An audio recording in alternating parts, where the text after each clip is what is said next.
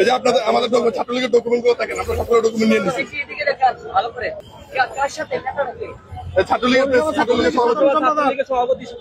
ছাত্রলীগের সভাপতি উনি। যে কমিটিতে নির্যাতিত নিপীড়িত ছাত্রদলের কোন নেতাকর্মীকে রাখা হয় নাই, যেখানে আছে বিবাহিত, অছাত্র এবং অটোরিকশা ড্রাইভার, সিএনজি ড্রাইভার, তরকারি ব্যবসায়ী, এদেরকে রাখা হয়েছে কমিটিতে।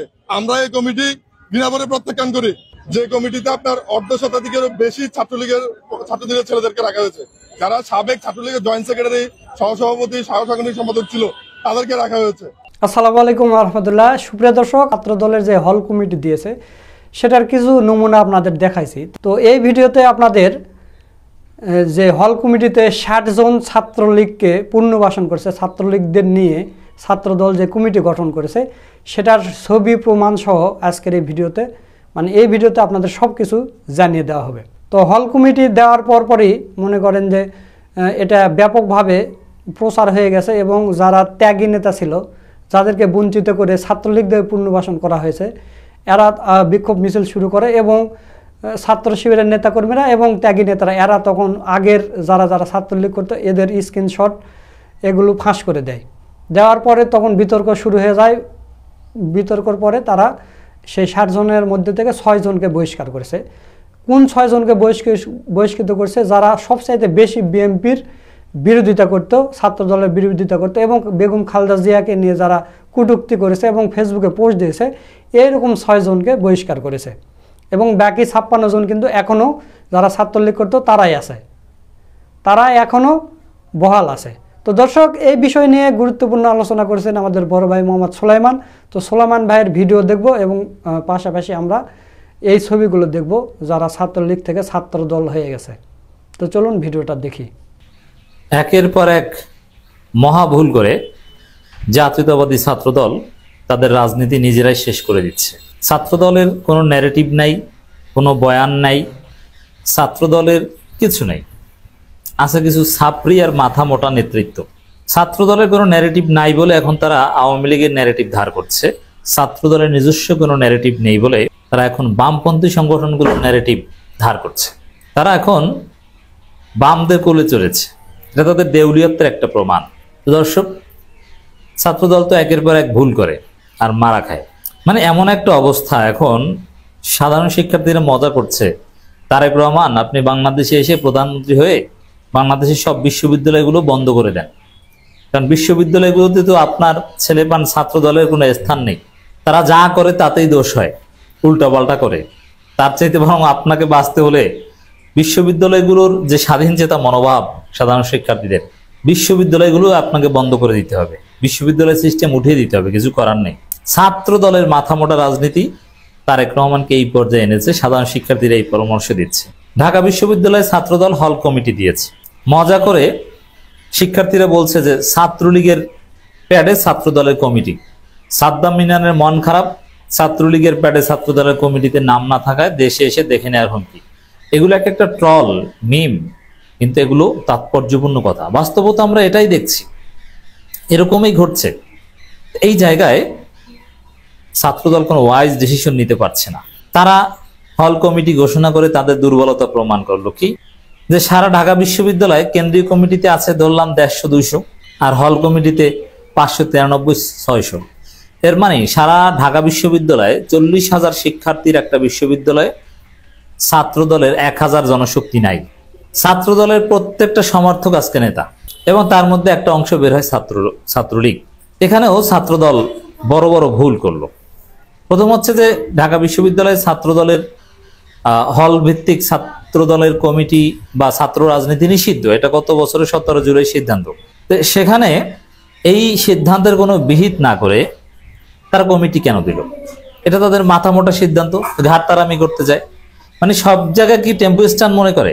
তা এখন মজা বুঝছে না। ওই 593 জনকে বহিষ্কারের দাবিতে হাজার হাজার শিক্ষার্থীরা মাঠে নেমেছে।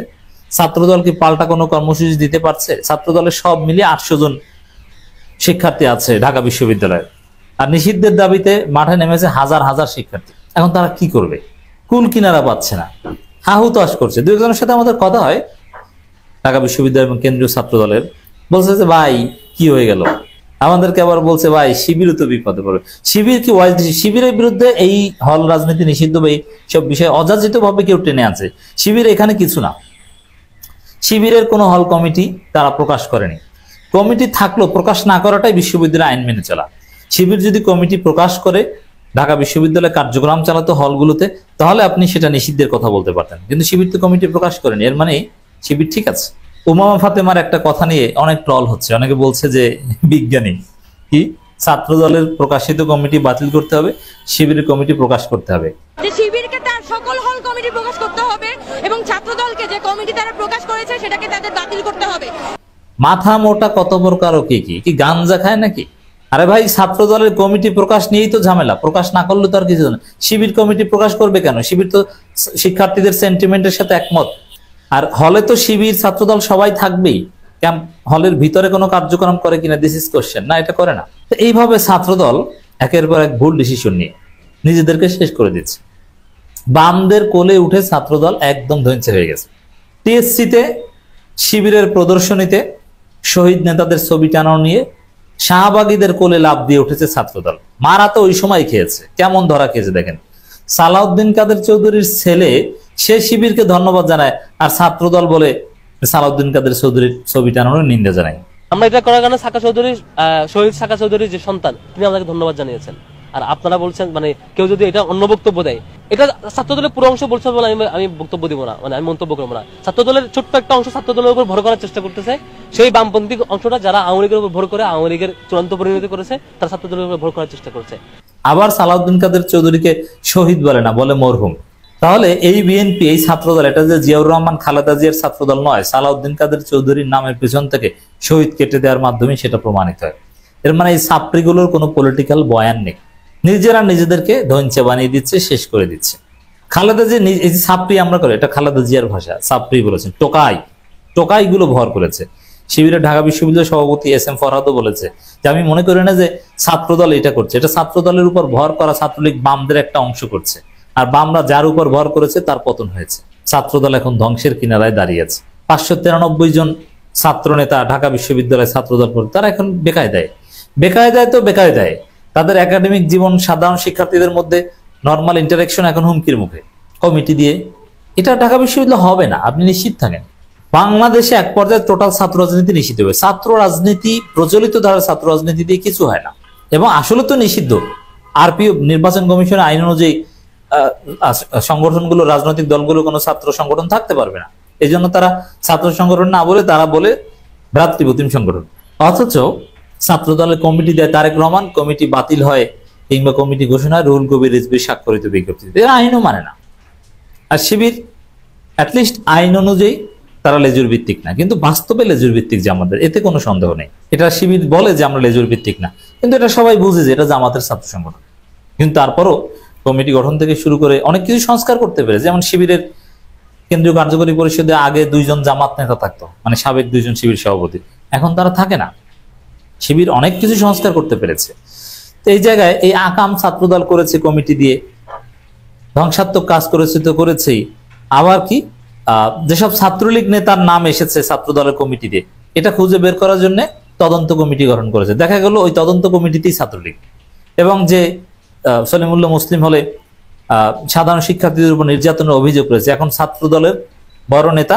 এর মানে ছাত্রলীগ নেতাকে অনেকে মজা করে বলছে যে ছাত্রলীগ করা ছাত্রদল নেতাকে যদি তদন্ত কমিটিতে না দেওয়া হয় তাহলে সে বুঝবে কিভাবে যে ছাত্রলীগ এই ছাত্রদলে ঢুকেছে।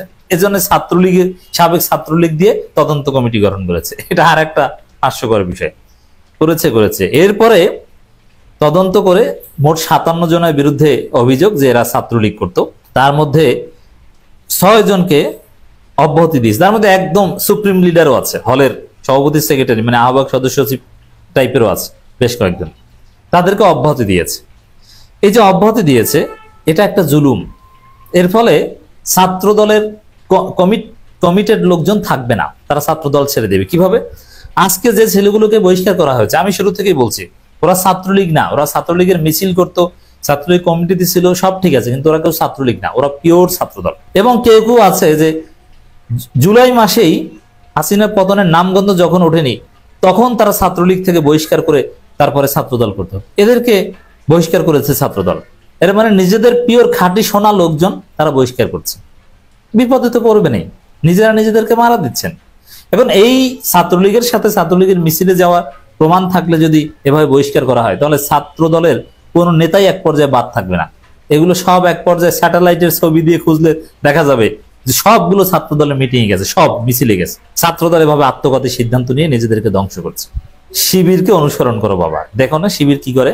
ছাত্রলীগের মিছিলে যাওয়া লোক শিবিরে আছে, এটা নিয়ে বাড়াবাড়ি করে না। তারা আগে থেকেই শিবির করতো, ছাত্রলীগের মিছিলে গেলেও এরা ছাত্রলীগ বিরোধী মিছিলেও যেত। শিবিরকে অনুসরণ করা ছাড়া ছাত্র দলের কোনো পথ নেই। সুপ্রিয় দর্শক, আপনারা সোলাইমান ভাইয়ের ভিডিওটা দেখলেন। তো সব মিলিয়ে আজকের ভিডিওটা আপনাদের কাছে কেমন লেগেছে? যদি ভালো লাগে ভিডিওটা শেয়ার করবেন। সকলকে ধন্যবাদ। আসসালামু আলাইকুম ওয়া রাহমাতুল্লাহ।